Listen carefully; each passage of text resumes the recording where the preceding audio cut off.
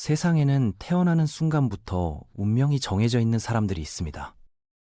1218년이라는 그 잔혹한 시대에 눈을 뜬다는 건 어쩌면 저주와 같은 일이었을지도 모르죠. 몽골 제국의 철기병들이 대륙 전체를 휩쓸고 다니던 그 시절, 작은 마을의 평범한 아이로 태어난 한 소년의 이야기가 시작됩니다. 그것은 단순한 생존의 기록이 아니었어요.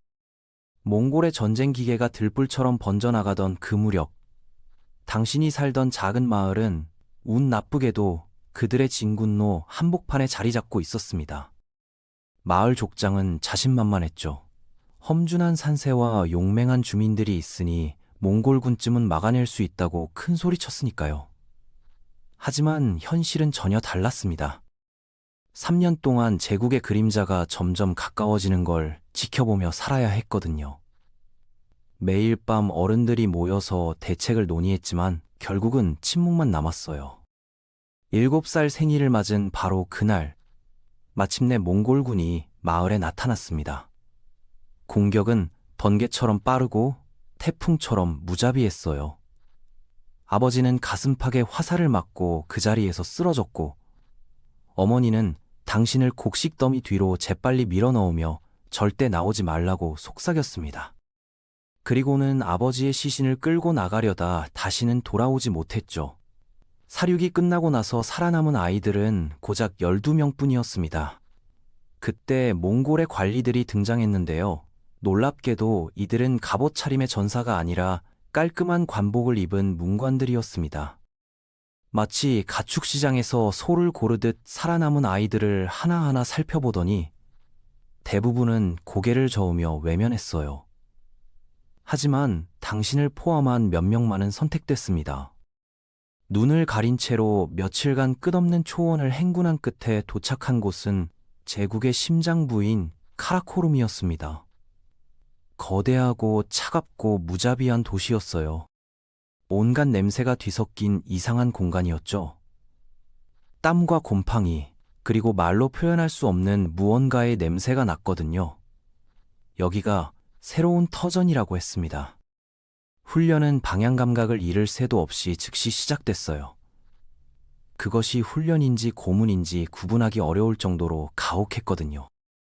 첫날 밤엔 울었지만 둘째 날엔 너무 지쳐서 눈물도 나오지 않았습니다. 셋째 날엔 울음이 추가 훈련을 의미한다는 걸 깨달았죠. 이제 더 이상 어린아이가 아니라는 사실을 뼈저리게 느꼈어요.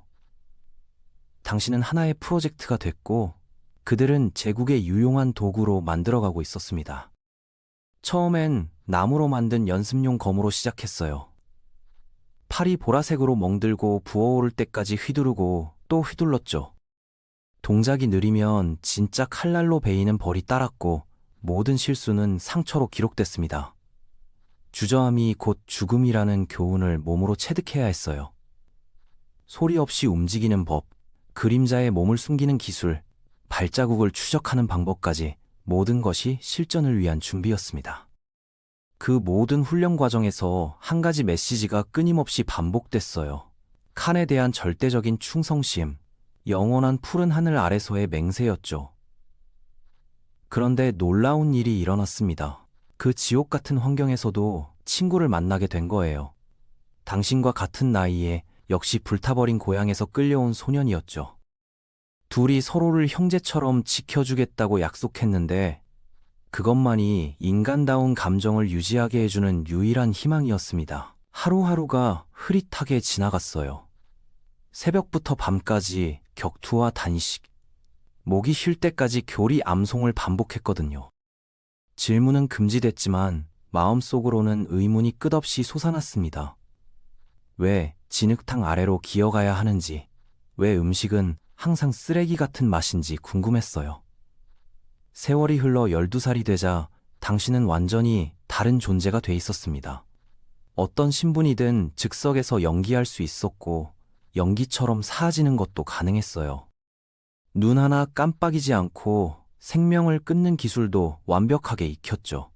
그제야 깨달았습니다. 그들이 당신을 다른 종류의 전사로 만들고 있다는 사실을요. 13살 생일이 지나고 얼마 안 돼서 끔찍한 시험이 기다리고 있었습니다. 교관이 당신과 친구 사이의 우정을 알아차린 거였어요. 애착은 약함의 표현이라며 제국에 대한 충성심을 시험해보겠다고 선언했죠.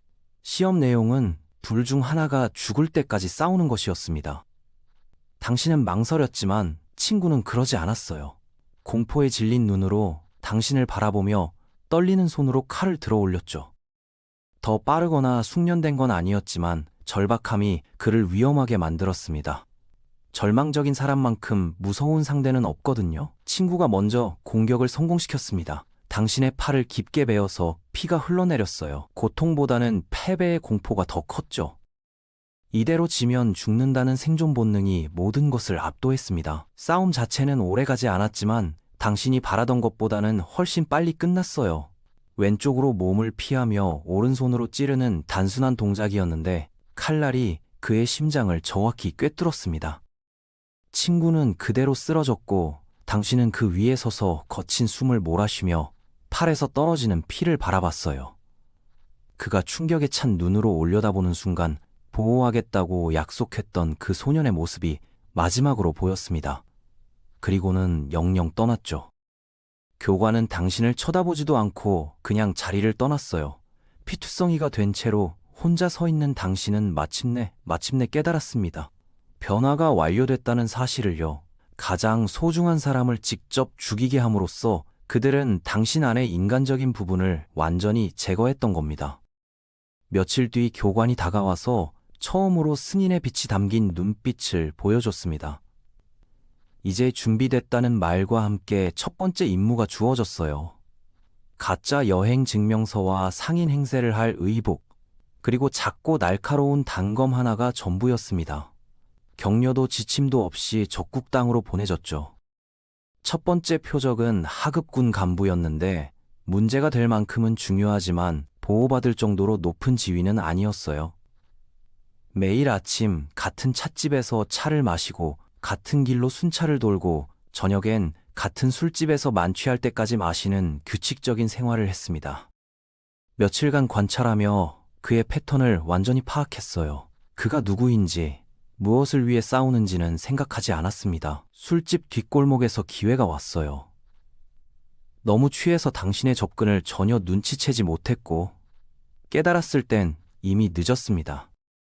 한 번의 빠른 동작으로 단검이 목에 박혔고 그는 중얼거리다 쓰러졌어요. 죽음을 확인하려 기다리지도 않고 당신은 어둠 속으로 사라졌습니다. 임무는 계속 늘어났어요. 다음 목표는 입이 가벼워서 위험한 정보를 흘릴 가능성이 있는 상인이었습니다. 혼자 술을 마실 때까지 기다렸다가 협죽도 추출물 3방울을 넣었어요. 잠시 후 그는 가슴을 움켜쥐며 쓰러졌고 심장이 멈췄죠. 그 다음엔 어리석은 계획을 세우고 있던 군 장군이 있었습니다. 전령으로 변장해서 혼란 중에 텐트로 들어갔고 얇은 칼날이 갈비뼈 사이로 스며들었어요. 목욕탕에 부패한 관리도 있었죠. 목욕용 오일에 독성 식물 가루를 섞어 넣었더니 물이 식기도 전에 숨이 끊어졌습니다. 임무마다 다른 얼굴과 다른 방법이 필요했어요. 독과 칼날, 사고로 위장한 살인, 잘못된 정보 유도까지 모든 역할을 소화해냈습니다.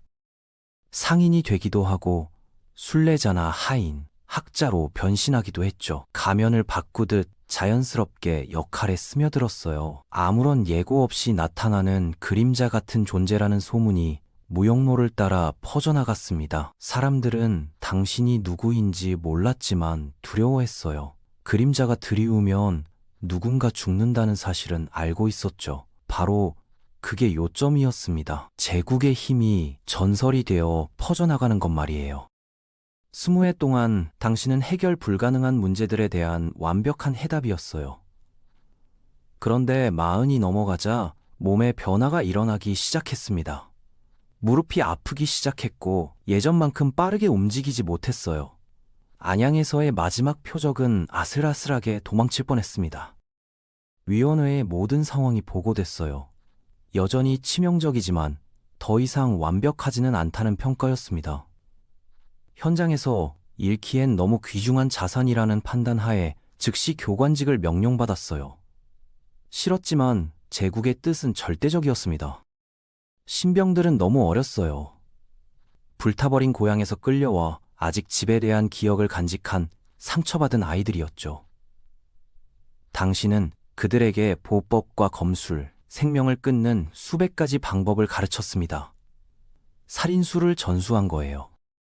아이들은 서로에게서 위안을 찾았고 작은 우정들이 어둠 속에서 싹 텄어요. 무슨 일이 벌어질지 뻔히 알면서도 경고하지 않았습니다. 몇 년이 흘러 51살이 되던 해 명령이 떨어졌어요. 가장 아끼던 제자가 임무 수행을 망설였다는 것이었습니다. 약점을 드러냈다는 거죠. 당신의 임무는 그를 제거하는 것이었어요. 추적하기는 어렵지 않았습니다. 혼자서 계단에 앉아 불을 바라보고 있었거든요. 마치 그 불꽃 속에 찾고 있는 답이 있을 것처럼 말이에요. 고개를 든 그의 모습을 본 순간 숨이 멎는 듯 했습니다. 잠깐이었지만 다른 누군가를 본 것 같았어요. 수십 년 전 당신이 죽인 친구의 모습을요. 그는 당신을 즉시 알아봤지만 도망치려 하지 않았어요. 그저 조용히 말했죠. 우리를 보세요. 우리가 무엇이 되었는지 보세요. 그 말이 어떤 칼날보다도 깊숙이 파고들었습니다. 다시 훈련장에 선 것 같은 기분이었어요. 손에 무기를 들고 같은 끔찍한 선택을 해야 하는 상황이었죠. 당신은 무기를 내려놓았습니다. 그에게 도망치라고, 멀리 가서 절대 돌아오지 말라고 말했어요. 그는 놀란 듯 바라보더니 밤속으로 사라졌습니다. 불 앞에 혼자 앉아서 다른 누군가 와서 미완료된 임무를 끝낼 거라는 걸 알고 있었어요. 하지만 당신은 더 이상 하지 않을 거였습니다. 돌아가서 거짓 보고를 했어요. 임무가 완료됐다고 말이에요. 그들은 믿었습니다. 당신이 지금까지 완벽한 도구였으니까 의심할 이유가 없었거든요. 사흘 후 당신은 사라졌습니다. 잊혀진 산자락의 이름 없는 마을을 찾아서 정착했어요. 손으로 돌담을 쌓고 산길에서 염소를 키우며 살았습니다. 단순하고 정직한 일이었죠. 손은 새로운 방식으로 굳어갔지만 순진하지는 않았어요. 언젠가 그들이 올지도 모른다는 걸 알고 있었거든요.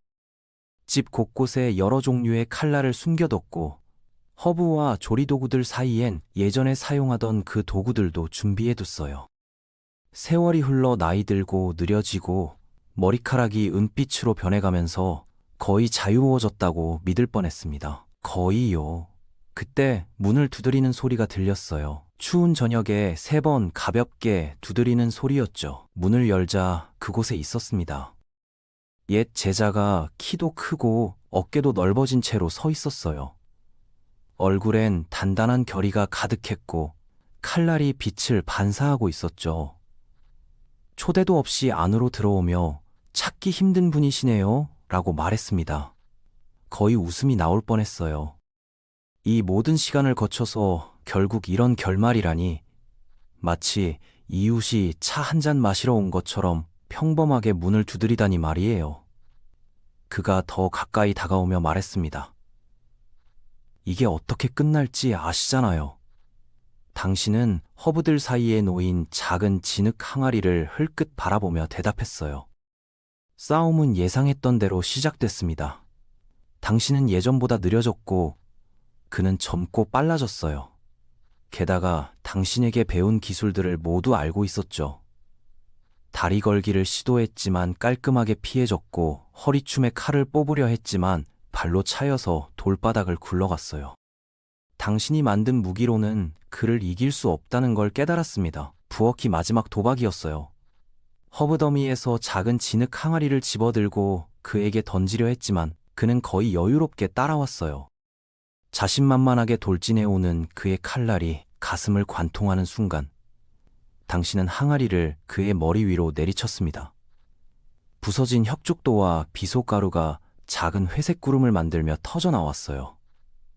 그의 눈이 갑작스러운 깨달음에 커졌습니다. 곧바로 둘 다 숨을 헐떡이며 피를 토하기 시작했어요. 그가 먼저 쓰러지며 목을 긁어댔고 당신은 그가 부엌 바닥에서 죽어가는 걸 지켜봤습니다. 숨을 쉴 때마다 힘이 빠져나갔어요. 독이 폐를 태우는 듯했고 시야가 흐릿해졌습니다. 적어도 그를 데려간 건 다행이었어요. 어둠이 다가오는 가운데 마지막 숨을 내쉬며 깨달았습니다. 제국은 절대 당신을 놓아주지 않을 거라는 사실을요. 한번 그들의 것이 되면 죽든지 죽이든지 둘 중 하나뿐이라는 걸 말이에요. 그것이 몽골 제국 암살자의 마지막 운명이었습니다.